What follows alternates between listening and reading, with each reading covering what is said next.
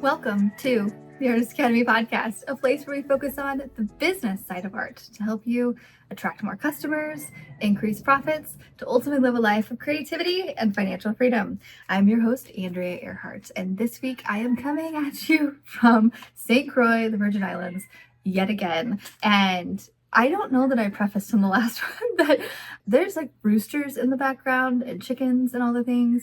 And I didn't notice that you could hear it. So I don't know if you can.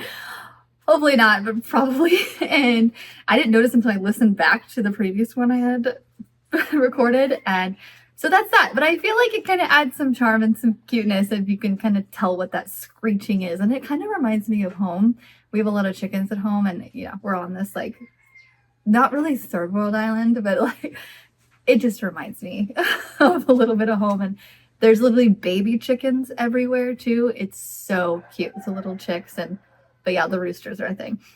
Anyway, today I'm going to be talking to you about the only number one reason why I am better at painting than you. And I that was my very first title suggestion for myself in my head, and I was like, I can't call it that. I can't. That's so clickbaity and so like I'm better than you kind of a thing. And I'm just like, you know what? But no, it's exactly what I'm meaning to say in this podcast episode. It's when people compare themselves to me there, and I get this a lot because I have a lot of artists that I coach and things. This is where this is coming from. I'm not just on Instagram being like, I'm better than you, I'm better at that. No, I'm telling you this because most people, a lot of artists come, like here, we're at the Mural meetup here. People come to learn to paint with me, and people are like, I can't do that. Or, oh my gosh, you're so much better. And I'm like, hold on. I've been doing this a long time. And so we're going to talk about the number one reason, which if you listen to me before, you probably know this, but I'll get to it because we usually talk about business here on the podcast, but this is in line because we're talking about our product, and the product is the baseline, the foundation of any mural business or painting business or whatever. Like if you have a really great product, it's a lot easier to sell that product. It doesn't do the selling for you. I met with an artist who I was actually taking his class, and he was teaching me how to paint this and that. It was after college, and he was telling me, him and his wife are like, yeah, we do all these stuff. Like, we can't get jobs. And I'm like, well, what are you doing? Like, well, we're applying to all these like art competitions and we're winning them all, but we're like, there's not a whole lot of grand prize in that. And then I can't get hired to paint logos, or I can't get hired to this and that. And I'm like, well, what about going to network marketing? They're like, no, like, well, what about social media? Like, no, I can't learn that. Like, there was a lot of like anything they threw out, they're like, no, I don't want to do that. It's just, and they were a little bit older, so they weren't willing to do a lot of things, even though their product was amazing. Like way better than mine. And by the way, if you're listening to this and you're thinking like that we are the same level of painting, and that like you've listened to you saw the headline or the title and you're like, her art is not better than mine, then this is not for you. Okay. This is just for artists who are comparing themselves to me and thinking that they are less than in their craft in some way. I remember my college painting professor telling me to use some of my studio time back in that time where I was actually in college, because after I graduate, I will not have, how did she put it? She's like, you will not have anything forcing you to go to the studio. After you graduate, there's like, you're not going to be a studio artist anymore. Like, it's just take advantage of this practice time that you have. And for some reason that stuck with me because nobody had told me that at that point. I was just going through the motions of being in college and showing up for these studio hours. And by the way, if anybody has taken studio hours in college, you know how you take, 3 credits per semester? You get 3 credits because you spend 3 hours a week in class, right? You can either do an hour Monday, Wednesday, Friday, or you can do like an hour and a half Tuesday, Thursday. That's the way it works for me at Missouri State. Studio hours are different. Studio hours are 3 credits, but they're actually 6 hours a week. Yeah. So you do 2 3-hour sessions or 3 2-hour sessions of studio time. Crazy. I remember being in college, and the first class that I took was insane. I remember thinking it was insane because other people in my class that would come in that were from the much higher up classes, and they would be working during our studio time when we were in there. And I remember specifically this one girl came in and she was working on this portrait, and the portrait looked like a 3D person. And I was like, holy crap. This was a time where I had just taken high school art classes, which I loved, and just had the basics down, right? Like I knew the colors, and I knew like I had done the cityscapes and the whatever, the fun craft things. But now I was in college and playing with the big boys. So it felt like, and I was in there and I would watch other people paint, and I was just like, how the heck? And my first college art class, I just wound up in there, by the way. I was like, no, I'm a business major. And they're like, well, what do you like to do? I was like, well, I really like to do, paint and do crafts and draw. They're like, well, we're just going to put you in an art class. And I was like, why? It's just going to take up. They're like, well, you need electives, so let's just do it. I was like, oh God, I was so annoyed that I was in there. But I remember going and like buying my oil paints, and I was like, oh, like these are so expensive, but I'm going to use them. And my college professor just saying little things like, put the paint on the palette. Like, you're wasting paint if it stays in the tube. You're not wasting it if you put too much on your palette. Like, put it there. I was like, okay. Like the little things like that. And my first one, I think it was one of our first things that we did. He put up a chair with all the legs around it, and he's like, okay, draw that. And so we drew it out, and then we tried to paint it with the light on it and everything, and it was so difficult. But it really taught me perspective and lines and value and pushing things back and bringing it forward. And all of that instruction and practice helped, even though I was just like, oh, this is so hard. And we painted a portrait, and I remember I tried to paint some cloth in there, and it was just like, ugh. But I remember at the end of my semester, my professor asked me, he was like, hey, if you want to, go forward with this painting degree, and I think this would be a good avenue for you. And I was like, no. I'm a business major. There is no way. He's like, okay, whatever. Like he tried, and I remember that. And it kind of stuck with me. And I was like, that's really nice of him. But absolutely not. I am an entrepreneur. And anyway, so I ended up transferring schools. And just because I wanted to be in Springfield, which is Missouri State, I took some classes at Missouri State. And in my first painting class there, because there I had to take, when I finally decided, oh, I really want to be an art teacher. Heck yeah, that's what I want to do. And I had to take drawing 1, drawing 2, painting 1, painting 2, painting 3, studio painting, all like textiles. I took sculpture, I took printmaking, oh man, there was a lot of things to get a degree in just painting, or to get a degree in art education. That's what I was doing. And I remember my drawing class, and I did pretty well. I was like, okay, I can do this. And we drew with charcoal, and it was so great because it forced me to do something that I had never done before. And then I remember being in my first painting class at Missouri State. So after I'd already taken one at Mizzou and I had some fundamentals, I didn't realize how much that impacted my other painting class. Because when I was in that second painting class, painting 1 at Missouri State, and we did still life painting, and they taught us how to painting with oils and to really see something and put the color down. And getting that kind of instruction, having already had practice, I was a standout in that first painting 101 class. So much to where I remember we had to all go around and show what we did and talk about it. It was a still life painting. It wasn't like super inspirational or anything, but I remember being like, just another student had to go. We were picking the order, and he was like, I don't want to go after her, like meaning me. And I was like, oh, like he wasn't being rude. It was more of a compliment. And I remember being like, okay, like, and it just like confirmed my, maybe I am doing the right thing here. Mind you, when I was taking sculpture or throwing clay and doing textile, like, I was not that person that people were saying, I don't want to go after her. I was just amongst everybody else. I was not in the top 10%.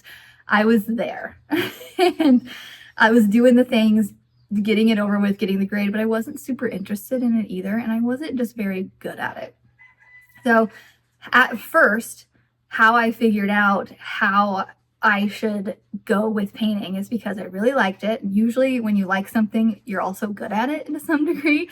How often do we like to do something that we're really bad at? Probably not. And so I was leaning into my, this is probably what I should do thing, and also comparing myself to people around me. I was not comparing myself to everybody on Instagram. Okay. I was not comparing myself to artists who had been doing it a long time anymore. Like I said, when I was in that first painting class at Mizzou, and that, third year or senior student came in and she was like doing the portrait, I was like, I knew she was in a class above me. Okay. I knew that. And I was like, that, holy crap. But at Missouri State, like I was just around people who were my age. They had just as much practice as me. Maybe I had a little bit more because I had taken that class, but I was like, okay, I can do, like, this is something that I'm good at. I'm just going to go and do it. And so if Instagram would have been a thing, it would have been really hard to put the blinders on and not compare myself to other people who, I don't know how much practice they had. I don't know how much, like, what they had been taught. I don't know any of that. And so the reason I am better at painting than you, as you can tell what we're getting at, is not because I have taken instructed class, which that helps, but I'm not saying that you should go to college and get a 4-year degree or take blah, blah, blah. Like, but I am saying that if there's something specific that you want to learn, like color theory, we have that in the academy, by the way, or if there's something specific that you want to learn, like how to paint portraits, maybe go take a class from a portrait artist. But the main thing that I'm getting at here is practice. I have had so many hours of practice, and that, I guarantee, is the only reason I am better at painting than you, if I am. Like I said, the people who are, we're right on par, or you're better at painting than me, don't listen to this. It's not for you. This is for the people who are comparing. If you're comparing yourself to me and our painting abilities, you also have to compare yourself to the amount of practice that you have put in. And I will say, instruction is great. Taking a class is great. You don't need it. How many self-taught artists are there out there? There's a ton, and they're great. But I would say, in terms of hours, and I added up all of my hours, by the way, but in terms of hours, and I'm going to share it all with you, like the whole painting journey and everything, the number shocked me. How many hours I have had practice in painting. The numbers, yeah, it super shocked me. I'll get to it in a second. But I would say, so I racked up about 1,000 hours of guided practice, mostly guided practice in college. Not just painting, but in like sculpture and everything, because like photography, all of that teaches you an element and helps you think about things a little bit differently. And so I count that in the whole thing. I've had over 1,000 hours of guided practice just with college. Okay.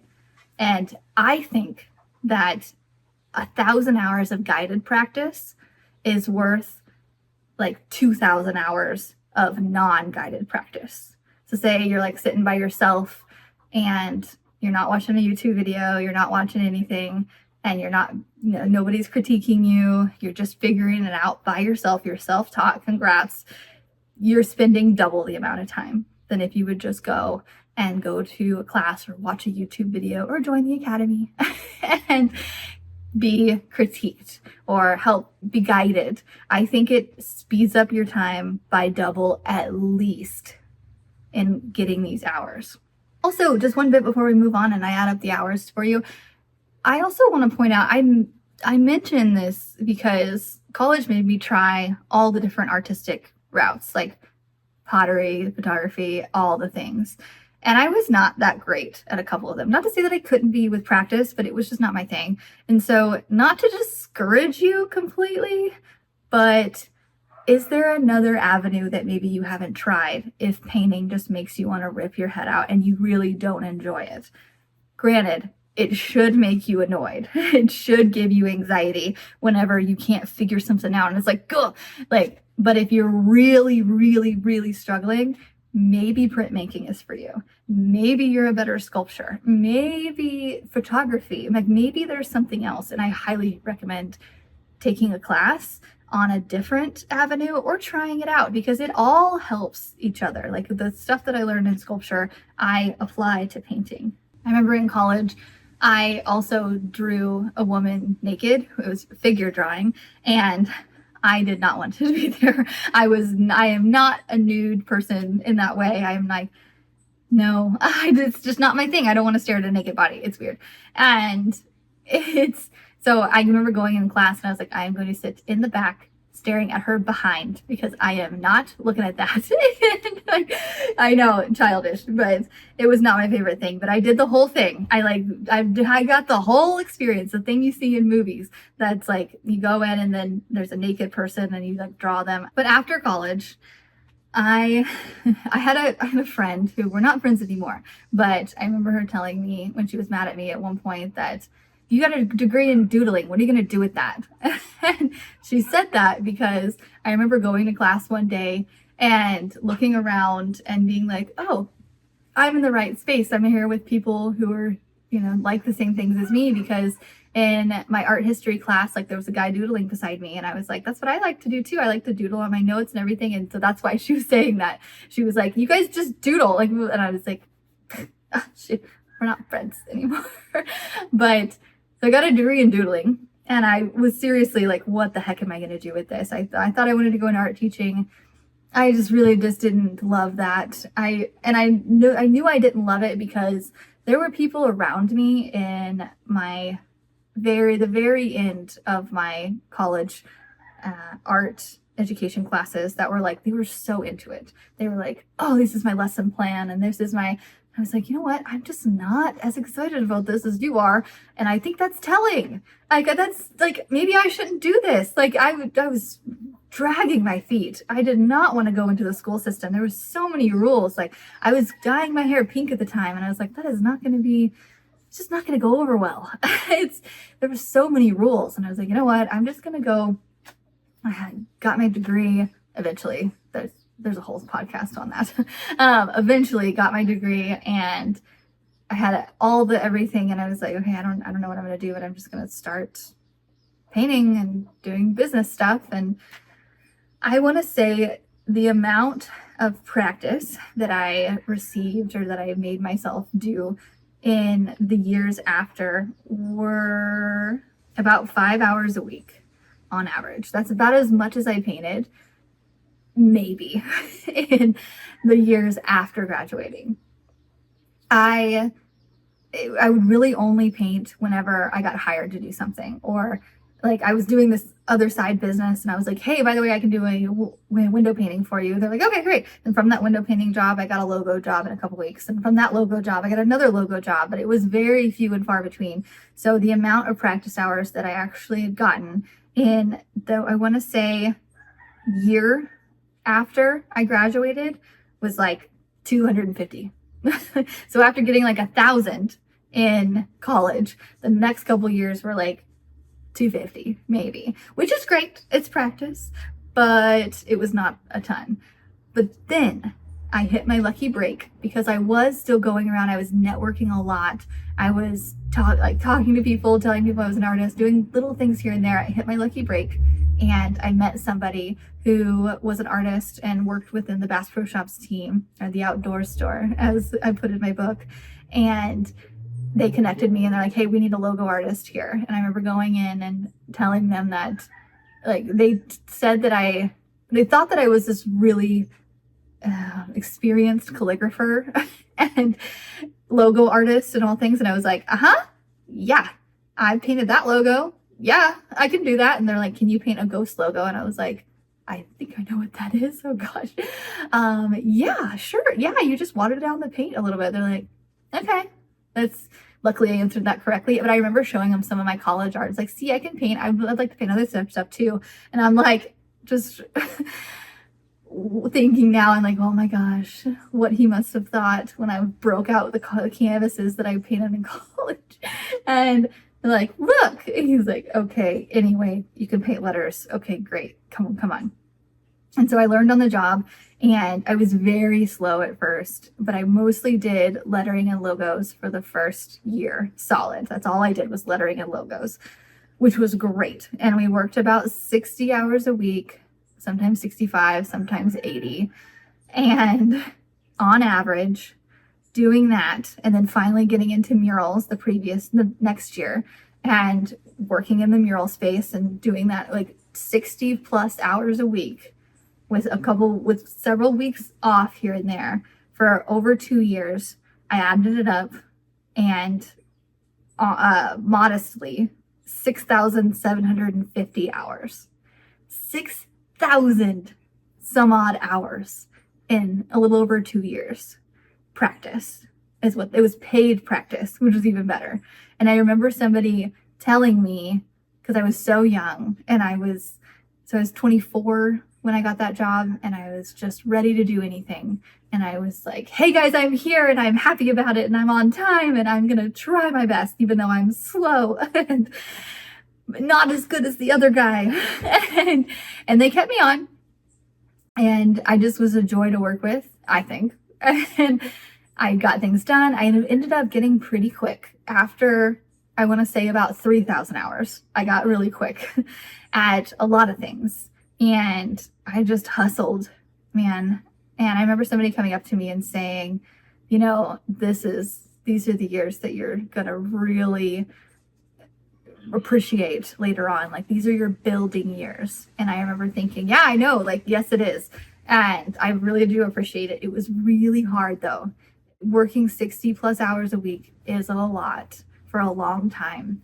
And I was away from my family, and I was away from all my friends. I missed so many birthday parties, and my friend had a baby come in to the world, and I just missed so much, because in my free time I would also go travel, because a flight to Europe was just as cheap as flying to Missouri from New York at the time, or a flight to the Philippines from Vancouver, where I was working, was cheaper than flying home to Missouri at the time. And so I was like, okay, I'm just gonna go here for like a week, and then I gotta go back to work, so I'll catch your birthday later. Like, it was my year of just expanding myself.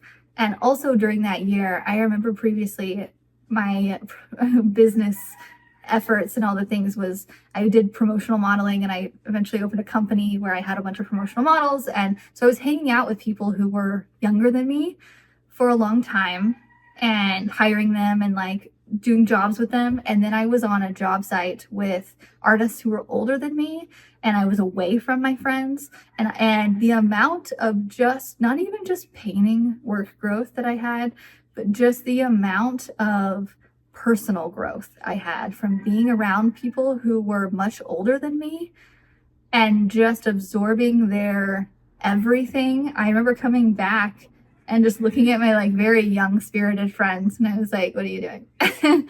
Like, it was such a maturing time for me, and I'm so thankful for that time. But I remember being in that time and thinking, I am so ready for this to be over. I am so ready to know what I'm doing, rather than go to work every day and compare myself to everybody and just look around and be like, oh, or like to get a picture of a tree or a landscape and be like, okay, yeah, I can paint that. Because every time, like that whole process, I would get a picture and like, hey, you need to paint that on that wall. I was like, oh gosh, how do I do this?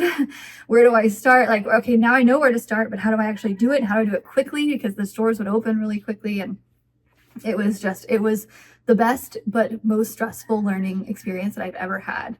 And I racked up so much with that. But after about 2.5 years, work with that company slowed. And so I it just took a while for me to build up my art business again. I was home a lot more. I got to hang out with those friends again, and I just had to get more customers. And so it took a while. So that first year, I did a lot of canvas painting, and I did a lot of traveling and taking a break because I'd saved up all this money and because I just did nothing but work and travel every once in a while. But like, I didn't have a car payment. I didn't have a house payment. I had low rent from a house back home that I actually moved in with my now husband. He charged me like $100 in rent when I was never there. It was great just to like house my stuff. So at about 2016, so college, which was like a little, and the years afterwards was like a little over 1,000. And with the Bass Pro in like the 2.5 years was like, I imagine to be almost 7,000. And so add that up, that's about 8,000 practice hours by 2016, right? And then from 2017, I painted about 1,500 hours and mostly canvases, some murals. I was just trying to figure it out, man. I was like, what do people want? I will paint whatever, like, let's get customers. Like, how do I make a living as a paintbrush and not having to go on the road all the time and miss out on my life? How do I do that? I was so motivated to do that. So in 2018, I started to get going a bit, and I estimated about 2,500 hours just that year, because as I was painting a ton of things, like business started to get up and going again, and I started to get really busy. And I was like, okay, great. I think I've got this. And in 2018, I reached over the 10,000 hour mark. And if you know that quote, who is it that said, if you have painted something for 10,000 hours, it makes you a master at it, something like that. And so that's when I really started to feel like, all right, not as panicky when I looked at a wall. That's when a customer asked for something, I wasn't like, I don't know if I can do that. Like, I was starting to be like 90%, yeah, I could do all of that. And then from 2019 to 2021, I probably worked about 2,500 hours per year. So 2019, 2020, 21. And then this past year, so 2022 is when my son was born. I scaled back quite a bit because I was pregnant. 2023 and 2024. That's about 1,300 hours each year. So almost half of the hours that I've worked in prior. So that I had like 3 years where it was 2019, 2020, and 2021, where 3 years where I just worked all the time again, because that's the culture that I had with Bass Pro Shops. They were like 60-hour weeks, 70, like, and I was like, that's what I was trained with, and I just thought that was the rule, kind of. And it's like, okay, well, if you're gonna make it as a muralist, you need to work all the time, like, because they're this and that, whatever lie I thought in my head. And then when I had my son and got pregnant and like the whole thing, I scaled back and realized, oh, no, I just need to price better, and I need to just work on a little bit more marketing and do that kind of a thing. And so I worked half the amount, and it has felt so much better. But also, I have gotten so much faster. So after I made it over that 10,000 hour mark, I think my speed ended up doubling, like per year almost. Like, I could paint something that would take me 3 days, took me like a day and a half, which now takes me like 1 day, which now takes me maybe not even the whole day. Like, I got so much faster the more hours I put in, which is a huge reason that I'm able to price things at a certain price now. And like, say, usually I do about 1,000 to 1,500 a day, and I'm able to go out and paint it in like 7 hours, maybe. Sometimes 6, sometimes less. I don't know. There's one project that we went and did for 1,500 that took me 3 hours with one helper that I paid $100. Like, that is unheard of. From, if like 2019 Andrea would be talking to now 2025 Andrea, like that's a big jump. Especially 2014 Andrea. Oh my goodness. It's just gotten so much better. And I want to say it's probably around where I had that 10,000 hour mark that things have gotten so much better. Though there's like a weight lifted off. I'm not scared of things. You can put anything in front of me, and I'm like, yeah, I can paint that. Anything. Because I know that even if it's a portrait, I'll be like, okay, no, I just have to sit with it for a really long time. And eventually, yes, I will be able to paint it, no problem. Like, it's just the amount of practice I have had has made the confidence just crazy. There's so much confidence coming from my art business nowadays that it seeps into the other areas of my life. Like, I have so much confidence now that I've done this.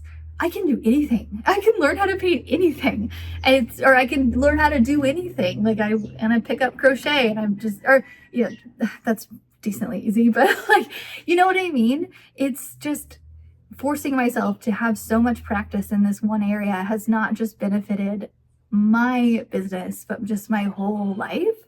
And having that confidence now, it's just unmatched. And I spent so many years in this anxiety-filled time looking at the other muralists on the job and being like, how the heck did they do that? And some people look at what I do now and they're like, how the heck do you do that? And I'm like, oh no, it's actually super easy. Let me show you. Or I can show you as much as I can. But it's like opening up your mind and like unlocking something.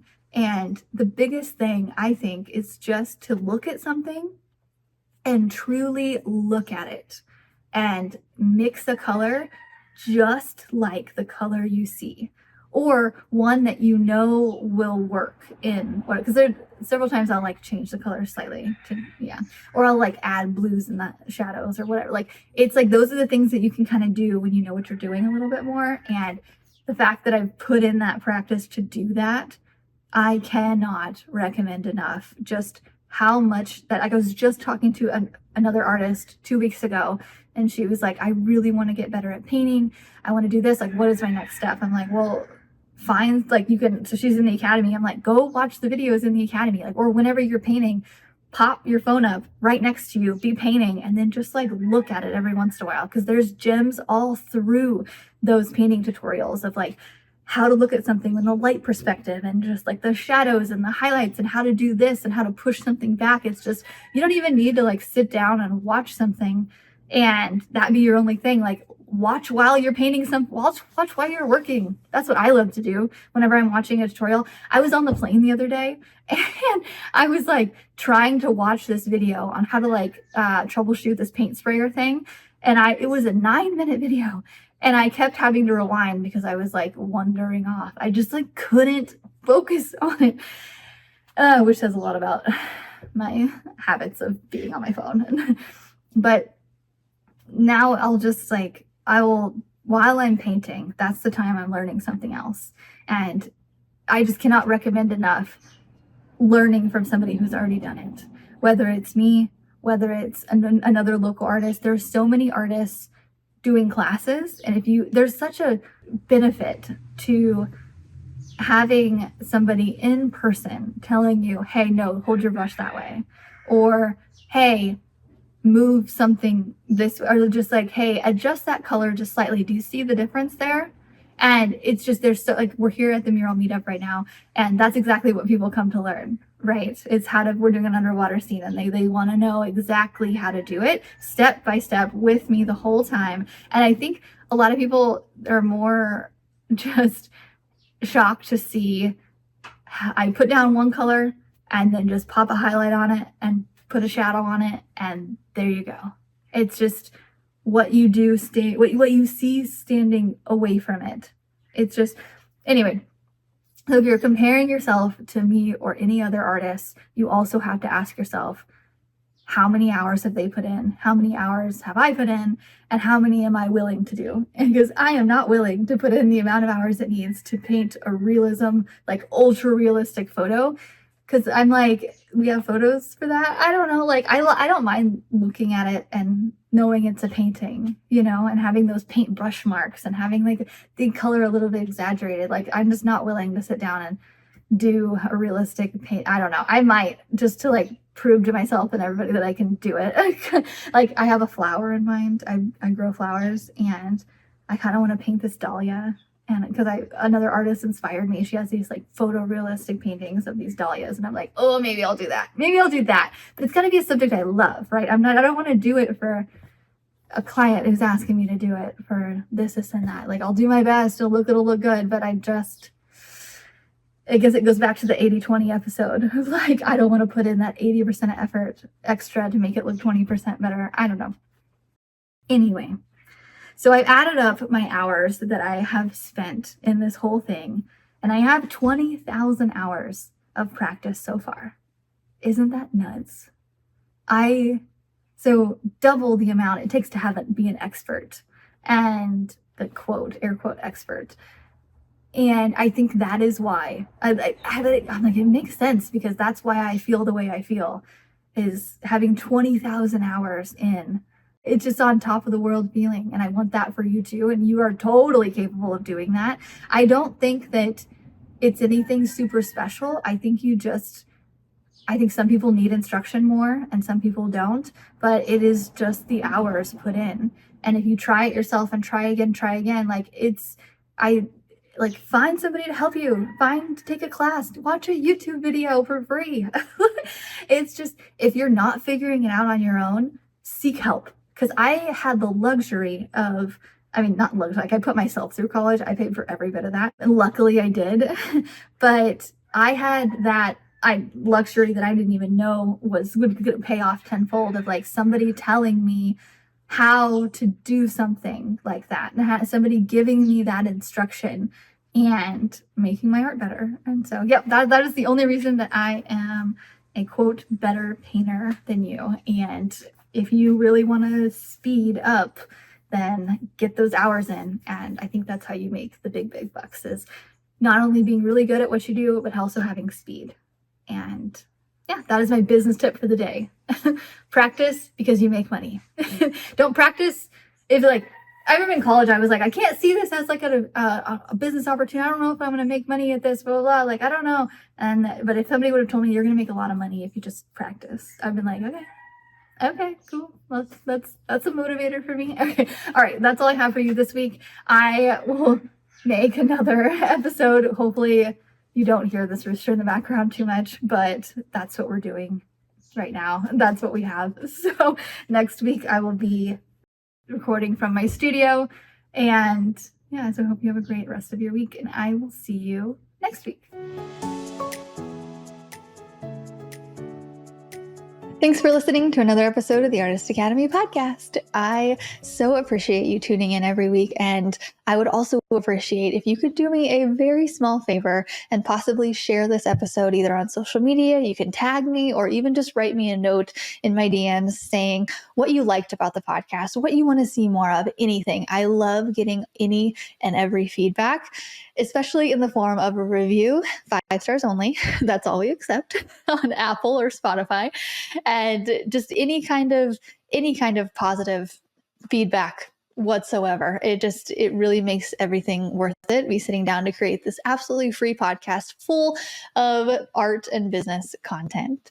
And I also wanted to throw this out there that if you are not where you want to be currently in your art business, if you're stuck at a boring job that just sucks the creativity out of you and you don't have time to paint, and you're wanting to go full time with some kind of way of painting or murals or something, anything other than where you're at, trust me, I know the feeling, and I know how much it can affect the rest of your life, and I know what's on the other side of it. There's a lot of hard work and there's a lot of tips and tricks in the middle, but that's why I created the Artist Academy membership. It's only $37 a month, and it takes artists from aspiring or beginner to full-time and up to 6 figures. I've helped more artists than I can count or think of at the moment quit their jobs and go full-time into painting, and I can help you too. It's such a crazy, confusing, tough time, especially in that first year. That's why I specialize in helping artists within that first year of business, because that's the hardest part, taking the first step, figuring out how to get those first couple clients, and then we work from there. I've helped multiple artists reach even the 6-figure mark, and I can help you too. If you're ready to make 2025 the year that you finally go full-time into the creative industry and make good money with your art, And I want to invite you into the Artist Academy membership to view my over 100 plus art and business tutorials. There's everything from how to paint large scale to how to make a marketing plan for this year. And every single month, I update it with new content of what's working right now, what's working on social media, what are the things that I'm doing, specific things with templates, with email scripts, with all the things that you need, that you just go right over the headache of it all, and I just give it to you, and you make it your own, and you grow your own unique art business the way you want to. Inside the membership, I open up my business and show you what I'm pricing per job, how the job went, what I learned from it, how I got that customer, and how I'm repeating that over and over again to build a 6-figure plus consistent art business for the last 10 years. I think I've been doing this for about 10 years and teaching for almost 6 years. Crazy. So I've heard it all. I've heard all the excuses, all the hurdles, and I can help you through them. They say a mentor can see your future a lot more clearly than you can. That's why you hire one, because when you're going through the tough times and thinking that you can't do it, I'm here and I know you can, and I can help you get around that hurdle and reach to the next hurdle and then the next one. And then, yeah, so $37 a month. Go to artistacademy.co to join. There are no minimums. Cancellation is super easy. Stay as long as you want, gather as much as you want, and grow your business as much as you want this year. Go to artistacademy.co to join the membership.